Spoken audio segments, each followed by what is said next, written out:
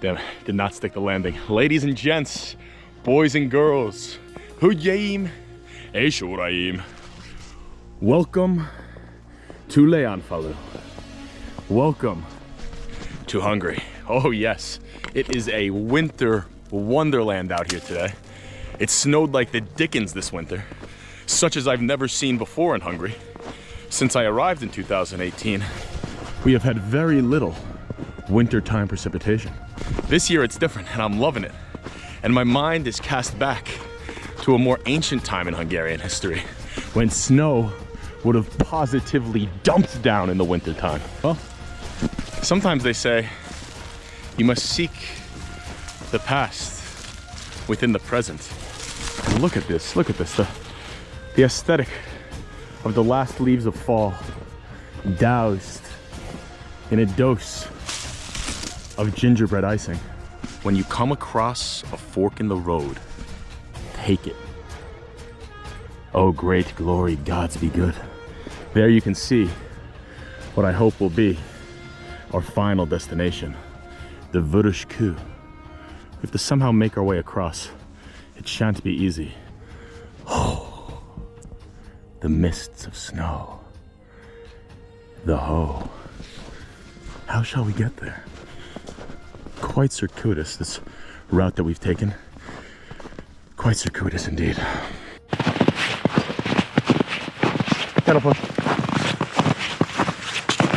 Dodha mehetem a Vörös-kő, és lehet menni az út, vagy kell keresztül a patak?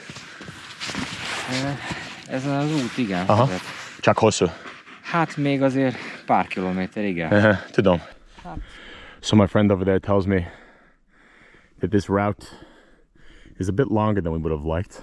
There's a big brook that cuts the hills in two, heads down to Leonfalu and the Duna that way.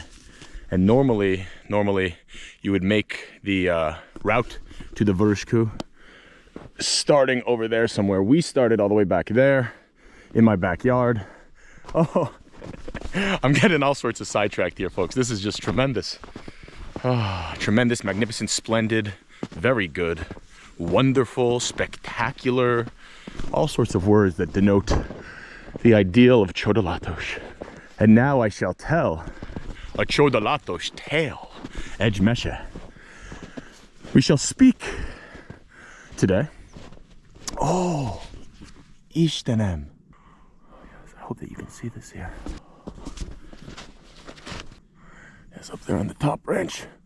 There he goes. Oh, darting across. Well, we'll make it to the Vörös-kő eventually, but our narrative shall stream back to the middle of the 13th century. Friar Julianus. Friar Julian, Julianus Barat. I love that. They call the friars in Hungarian Barats, which means like friend. Yeah, friend Julius. Hey, what's going on? Oh, yes. My name is Friar Julianus. Friar Julianus, the man, the myth, the legend. Middle of the 13th century. This friar from the Dominican order.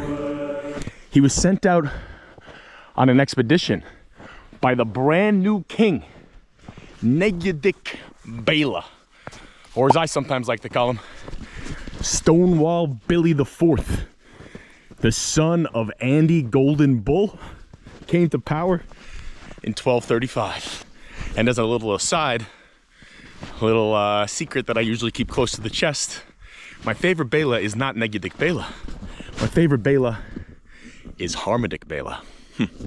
Go figure. But let's leave discussions of the Bélas and their rankings in my own personal compendium of Hungarian historiography for a book one day. For now, we shall focus on Magyars, who is still a great Béla. Don't get me wrong. Still a fantastic, phenomenal Béla. And let's discuss the early years of his ascent, 1235. And that is the year when friend Julianus Barat, is sent on an expedition of royal importance. What was friend Julianus Barat setting out to achieve? That is the question. So, as I'm sure many of you are aware, the Hungarians are not indigenous to Europe. They've been here for many years, of course, since the founding of the country in the year 1000, and since the conquest of the country, which they say occurred in the year 896. So we're talking over a millennium. However, they came originally from the east. But as to where exactly, there are many theories, and there always have been. But it is a mystery and a question, which has at times mesmerized, at times riddled, and at times has haunted the Hungarian consciousness. And Julianus Barat, he set out to solve this riddle. Now, why did he do this? There are many theories. Perhaps it was just academic curiosity. Some people considered that he may have been a spy working on behest of the Pope. But as for the reason that Béla launched the mission, well, that was in part to secure royal legitimacy. Back then, royal legitimacy meant everything. And one way to legitimize yourself royally was to adopt certain national myths, certain national legends, certain national identifiers.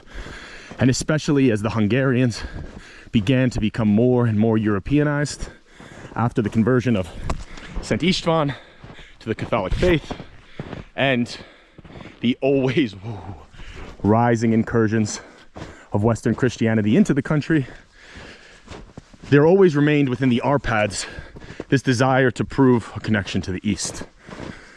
And so, Friar Julius was sent out by Béla to go search for the distant ancestors of the Hungarians. For there were many rumors that not all of the Magyars had left their ancient homelands. Friar Julius, he's out there. He's poking around. He's encountering roving bands of nomads and travelers and established tribes. The Kipchaks, the Cumans. And he's looking, where are my Hungarian brethren? And finally, he does connect with a group. And guess what? They have mutually, look at how thick the snow is. Sorry to get distracted. If nothing else, I am a product of intense ADHD. But Friar Julian, he can communicate with these people. He can talk to them. He claims that the language is just as understandable as if he were talking to a Balázs the butcher down the street. I don't know about that, but the point is that they are mutually intelligible with this group out thousands of miles away in the Uralic mountains. Wow. Barat Julianus, he's quite impressed and quite thrilled to be able to scurry back to Nagydik Béla with this seemingly miraculous news.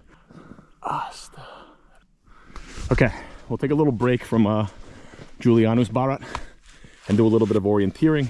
We're heading to the Vörös-kő, the Red Mountain, and even though I've been there, Red Stone, Vörös-kő Hedge, the Red Stone Mountain, and even though I've been there a handful of times, I always forget, is that, I mean, it has to be.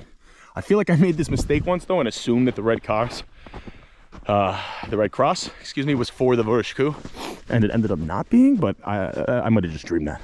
All right, it looks like it's over there, and I think this path wraps around. So let's get our bearings, and then we shall return to the tale in just a moment. Yeah, this has to be it. This has to be it. I'm convinced. Oh, wow. Folks, thank you for joining me out here today. I'm just going to shut up for a second here and allow you to all enjoy these sumptuous aesthetics. Julianus Barat. Look at these snowdrifts. Now, of course, this was great news for Friar Julianus, but unfortunately, that was not the only news that he had to bring to Béla. He had some much more arguably important information. Actually, I don't think it's even that arguable. It was certainly more important, because you know who he found out about? Not just the ancient Magyars. No. Friar Julianus, he found out about the Mongols, or as they're known in Hungary, the Tatars. Genghis Khan, who had now been dead for about a decade, had famously created the most fearsome and rapidly expanding land empire ever known to man. I mean, out of his Mongolian homeland, a little kernel of territory, Genghis had conquered half the known world. And once he died and transferred power over to his son Ogedei, the expansions did not stop. In fact, in many ways, they accelerated. And Ogedei, he had way too big of a territory to reasonably manage himself. And so he distributed power to some of Genghis's grandsons, some other relatives, most famously to Batu Khan. Batu Khan, the founder of the Golden Horde, which would of course come to rule Russia for many years. And the Golden Horde, they wanted to break into Europe proper. Great big virginal snowdrifts. Oh, Ember. Aha. This is what we were looking for. Some signage. Okay. The Alorate. We can see Leon Falu, the Chabakut, Vurushku. It's not the Red Cross. That messed me up last time as well. It's the yellow. 1.6 kilometers. All right, I reckon we can do that. Let's go for it. I don't know why wouldn't the Red Cross be the red stone? Beggars belief, but you know, fool me once, shame on you. Fool me twice, I don't know what to tell you. This is probably the third time it's happened. Okay. And so Friar Julian, he hears all sorts of reports about these Mongols. He hears it from the Hungarians, or the Hungarians that he found in what he calls Magna Hungaria, Greater Hungary. Now this idea of Greater Hungary has taken on a whole different connotation in the post-Trianon irredentist nationalist movement. But we're not talking about that version of Greater Hungary. We're talking about this chunk of territory referred to as Greater Hungaria, where these distant linguistic relatives of the Magyars did reside. So he hears it from them about these Mongols, and very significantly, he hears about their terror, about their power, about their methodology of rampage from the lips of the Cumans. And the Cumans, who the Hungarians call the Cumans, would come to play an incredibly significant role in the remainder of 13th century Hungarian history. Okay, I can't resist. I simply can't resist. Oh, go. So Julian returns to Béla with these warnings, as well as the good news. Look, we found our relatives, yada yada. Béla's pretty happy about that, but he's much more perturbed, preoccupied with the reports of the Mongols. He also allegedly comes with a letter on behest of the great Khans that basically sings to the tune of Béla, buckle up, buckle your seatbelt, you're in for a world of hurt. Now there's still a few years to prepare, but Béla's in a tough spot. You know, you can imagine back then hearing about this group, such as the Mongols, and the type of information that would have spread, and how terrifying of a prospect that would have been. And perhaps more significantly for him, all of these Cumans, these Coons, who had been forced to migrate from their homeland, are now pounding on his door, waiting up in the Carpathian Mountains for permission to be let in to the Hungarian domains. This is getting pretty crazy how much snow there is up here. We're almost at the peak. Holy shit. Whew. We're almost at the peak. And we're almost at the peak of our story because, as I said, Béla, he had a decision to make. Do I let the Cumans in.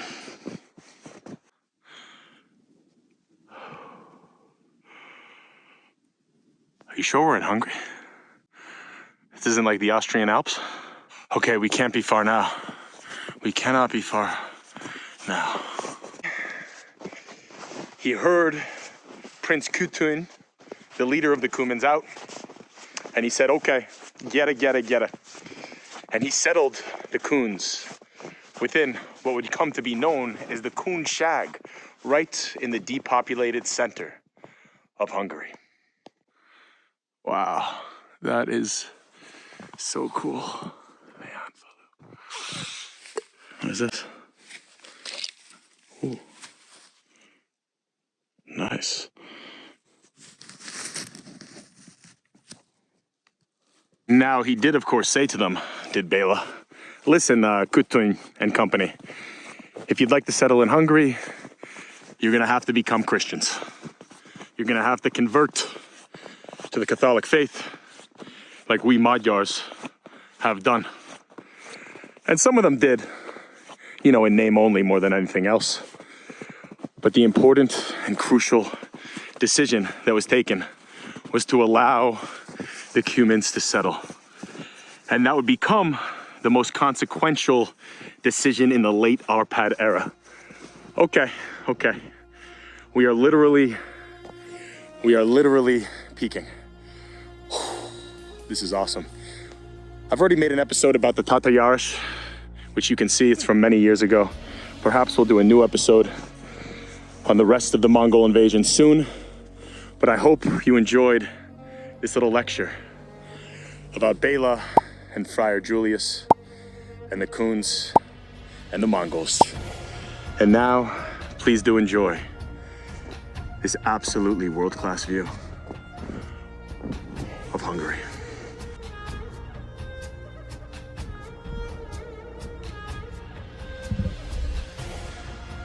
And as the fog rolls over, we now do depart. Szép napot, Tesho. Szép napot. It's a nice looking snowman, really.